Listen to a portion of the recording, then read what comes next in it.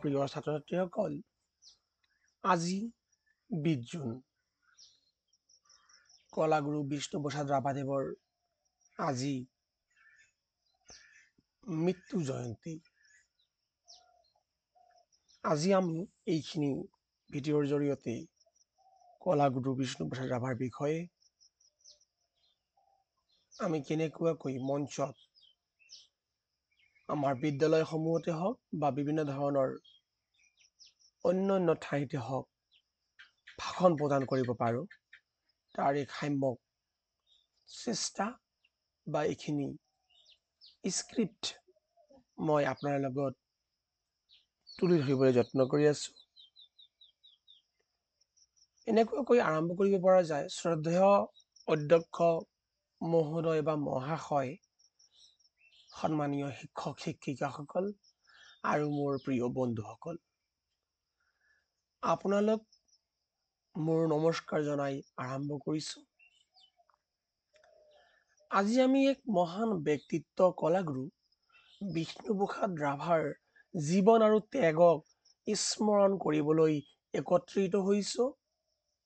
31 জানুৱাৰী 1909 চনত ঢাকাত জন্মগ্ৰহণ কৰা বিষ্ণুপ্ৰসাদ ৰাভা আছিল শিল্প, সাহিত্য, সংগীত, নাটক, চিত্ৰকলা আৰু বিপ্লৱী আন্দোলনৰ এক দীপ্তমান নক্ষত্ৰ।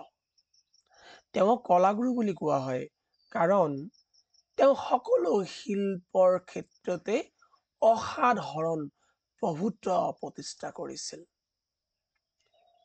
তেওঁৰ সৃষ্টি ৰাভা সংগীত কেৱল সংগীতেই নহয়, ই এক সোঁত, এক আন্দোলন, এক জাগৰণ। তেওঁ গাঁৱে গাঁৱে ফুৰি দুখীয়া মানুহৰ কাষলৈ গৈ তেখেতৰ গানেৰে সমাজক জগাইছিল। তেওঁ আছিল স্বাধীনতা সংগ্ৰামী, বিপ্লৱী আৰু সাম্যবাদী চিন্তাধাৰাৰ বাহক।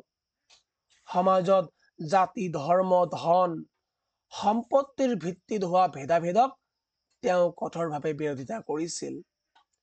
তেখেতে সপোন দেখিছিল এক নিষ্পক্ষ সমান অধিকাৰৰ সমাজৰ।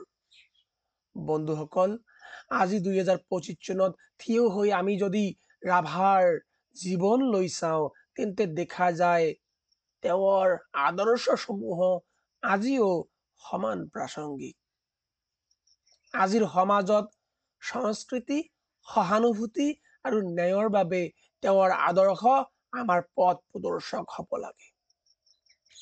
তেওঁ কৈছিল, সাহিত্য সংস্কৃতি বিনা জাতীয় জীৱন নাই। এই বাক্যই তেওঁৰ জীৱনৰ মূল মন্ত্ৰ আছিল। চাওঁ আহক, আমি সকলোৰে মাজত ৰাভাৰ গান, ৰাভাৰ চিন্তা আৰু ৰাভাৰ আদৰ্শ বাঢ়ি থকাৰ লগতে নতুন প্ৰজন্মকো সেই দিশে আগবঢ়াই লৈ যাওঁ। ধন্যবাদ। জয় আই অসম, জয় কলাগুৰু।